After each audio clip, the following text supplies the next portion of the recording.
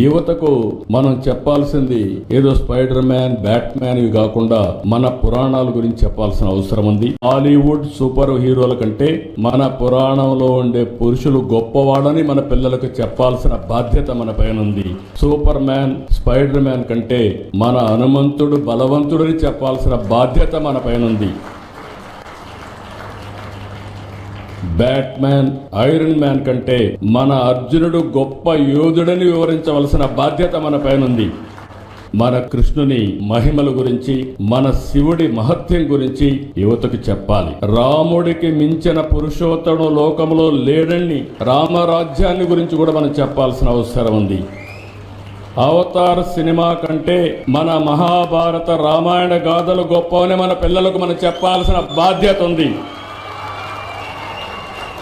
ఇవే కాకుండా బకాసురుడు, కంసమామ లాంటి రాక్షసుల గురించి కూడా మన పిల్లలకి చెప్పాల్సిన బాధ్యత మన పైన ఉంది.